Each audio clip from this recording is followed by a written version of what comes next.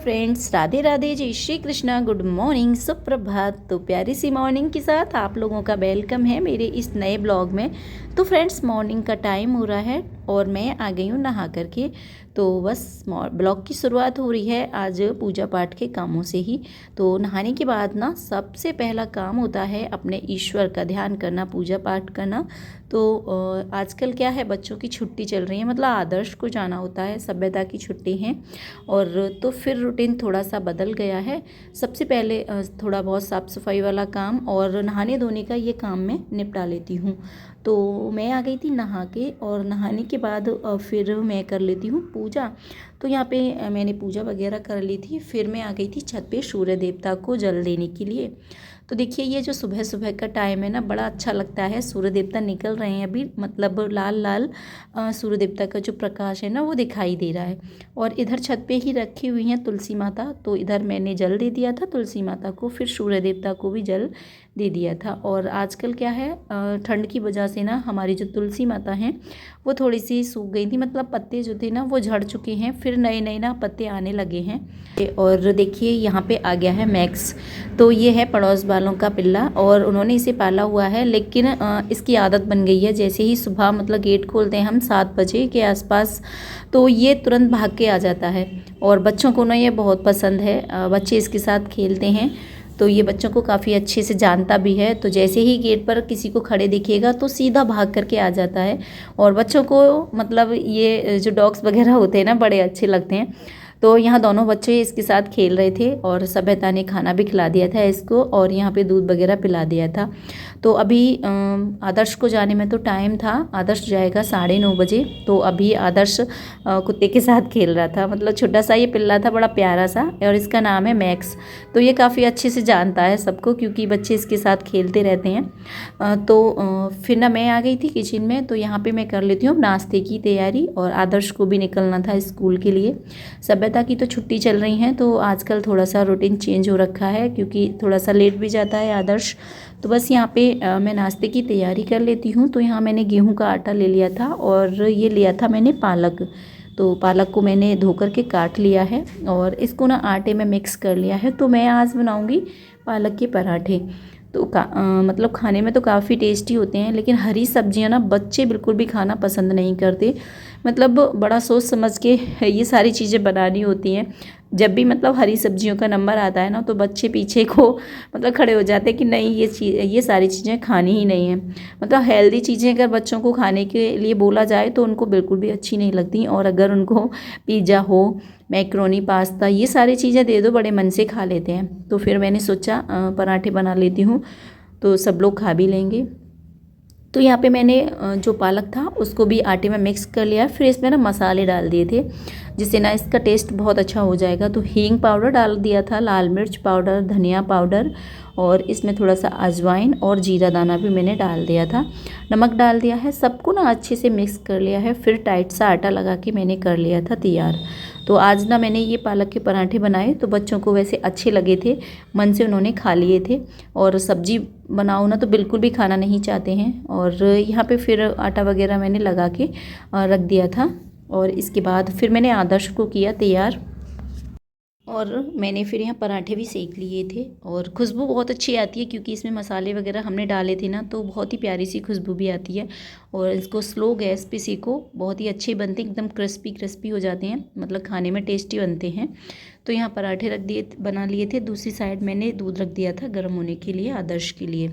खाने के मामले में बहुत ज़्यादा परेशान करता है, कोई भी चीज़ मतलब मन से वो खाना ही नहीं चाहता, लेकिन फिर भी लगता है कि चलो थोड़ा खिला के भेजो तो अच्छा रहता है, क्योंकि फिर 1:30-2 बजे ही आता है वो। तो यहाँ पे मैंने पराठे बना लिए थे।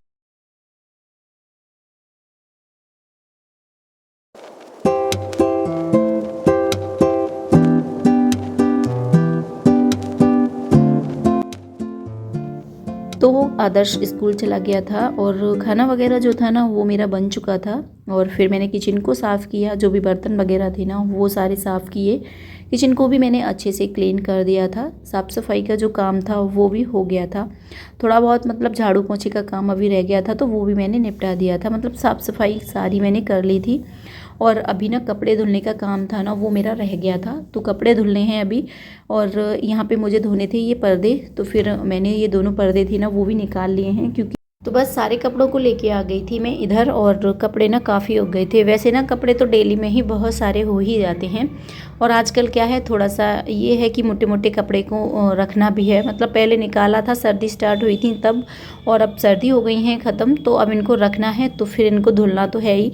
और यहाँ पे ना बच्चों की यूनिफॉर्म्स वगैरह थी, क्योंकि अभी इनका फ़िलहाल में तो कोई यूज है नहीं, क्योंकि सभ्यता की छुट्टी चल रही हैं।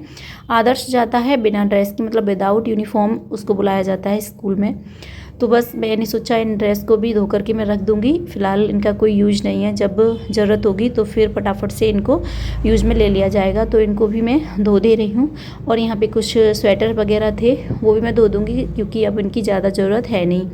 और देखिए वैसे भी होली आ रही है, तो साफ़ सफाई के काम भी बढ़ जाते हैं। जब भी त्यौहार वगैरह होते हैं ना, थोड़ा सा काम बढ़ जाता है साफ़ सफाई वाला।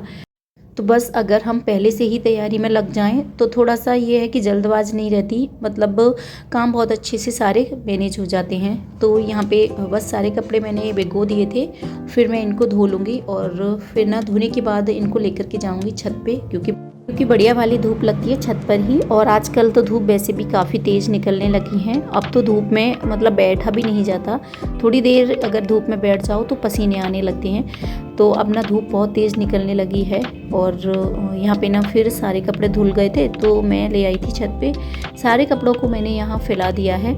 और आज ना बहुत तेज़ की हवा चल रही थी, मतलब सारे कपड़े सुखाने में भी नहीं हो पा रहे थे, इतनी तेज़ हवा चल रही थी। और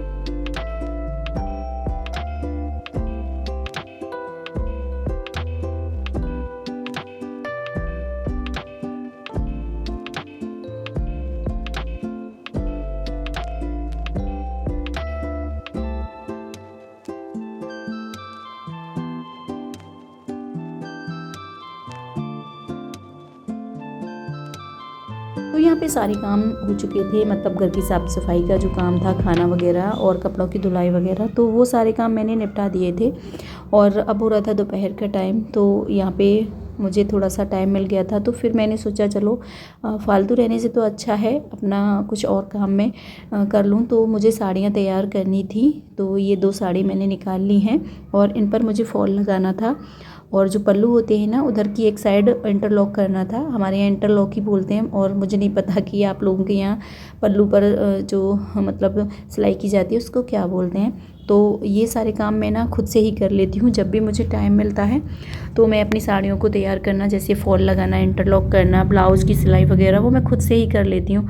क्योंकि अगर अपना काम खुद से कर लो तो एक तो ये रहता है कि हम अपने मन के मुताबिक ये सारे काम कर लेते हैं, मतलब दूसरों पे आश्रित नहीं रहते कि कहीं जाना है और टेलर के चक्कर लगाते रहो बस कि ये काम करके दे दो, फटाफट से ये काम करके दे दो। ऐसा नहीं है, अपना काम हम खुद से करते हैं तो कहीं भी जाना हो तो फटाफट से खुद से हम कर भी लेते हैं। और दूसरा ये होता है कि जब भी हम खाली रहते हैं ना, तो फिर खाली बैठे रहो तो कुछ ना कुछ दिमाग में चलता रहता है इधर उधर का। तो खाली रहने से तो अच्छा है कि अपने काम निपटा लिए जाएं, तो अपने समय का सही उपयोग कर लिया जाए।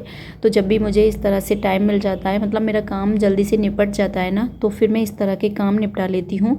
तो यहाँ पे ये दोनों साड़ियाँ मैंने निकाल ली थी, और बहुत ही हल्की साड़ी है, मतलब अब गर्मियाँ आएंगी तो गर्मियों में पहनने के काम आएंगी। तो यहाँ पे दोनों साड़ियों को मैंने तैयार कर लिया था, फॉल लगा ली थी। फिर इनके जो पल्लू होते हैं मतलब एक तरफ तो लेस लगी हुई होती है, एक तरफ ही इन पर इंटरलॉक करना होता है, वो सारे काम मैंने कर लिए थे। और ब्लाउज़ सिलने का भी काम बाकी था, वो भी मुझे सिलना है, तो फिर मैं वो किसी और दिन करूँगी, क्योंकि देखिए सिलाई करने में थोड़ा सा टाइम लगता है। दोनों साड़ियाँ तैयार हो चुकी थी, फॉल दोनों साड़ियों पे मैंने लगा ली थी, और इसके बाद इंटरलॉक वगैरह ये सारे काम भी कर लिए थे। तो देखिए खाली समय का इसी तरह से उपयोग करती हूँ मैं। जब भी मुझे टाइम मिलता है ना, तो मैं इस तरह के काम निपटा लेती हूँ। एक तो इससे ये होता है थोड़ी सी हमारी बचत होती है पैसों की, अगर देखा जाए तो, क्योंकि हम टेलर से काम कराते हैं तो 100 रुपये आराम से ले लेता है साड़ियों को तैयार करने में। तो और दूसरा ये है कि हमारा जो समय होता है ना खाली खाली मतलब फालतू रहो तो इधर उधर की बातें ही रहेंगी दिमाग में, तो उसका भी सही उपयोग हो जाता है, मतलब खाली समय का भी सही उपयोग हो जाता है। तो यहाँ पे दोनों साड़ी हो गई थी तैयार। तो दोनों साड़ी तैयार कर ली थी मैंने, और फिर इसके बाद जो कपड़े धो के डाले थे छत पे वो भी सूख चुके थे, तो सारे कपड़ों को वहाँ से ले आई थी मैं। और अब ना इनको भी फ़ोल्ड करके रख दूँगी, क्योंकि ये काम भी करना था, कपड़ों को फ़ोल्ड करना भी था। तो सारे कपड़े सूख चुके थे, इनको भी मैंने फ़ोल्ड कर लिया है। और अगर अपने कामों में लगे रहो ना तो समय कब निकल जाता है, मतलब टाइम कब निकल जाता है पता नहीं चलता। और आजकल ना थोड़ा सा टाइम में परिवर्तन हो गया है, दिन थोड़े से बड़े लगने लगे हैं। तो अपने खाली बैठने से अच्छा है कि अपने घर के कामों को अच्छे से निपटा लो, वो ज़्यादा बढ़िया है। अपने खाली समय का सही से उपयोग कर लो, वो ज़्यादा अच्छा रहता है। फालतू की चीज़ों में लगे रहो तो दिन ऐसे ही निकल जाता है, मतलब पूरा दिन बेकार हो जाता है। तो बस यहाँ पे ये सारे काम भी मैंने निपटा लिए थे, सारे कपड़े जो थे वो भी फोल्ड कर दिए थे। और फ्रेंड्स, आज की वीडियो को भी करूँगी यहीं पे समाप्त। उम्मीद करूँगी कि वीडियो आपको अच्छा लगा होगा, और अच्छा लगे तो प्लीज़ चैनल को सब्सक्राइब करना बिल्कुल मत भूलिएगा, वीडियो को लाइक भी करना मत भूलिएगा, और प्यारा सा कमेंट करके ज़रूर बताइएगा कि आपको हमारा वीडियो कैसा लगा। तो फ्रेंड्स, फिर मिलेंगे ऐसी ही वीडियो में, तब तक के लिए bye bye, see you, take care.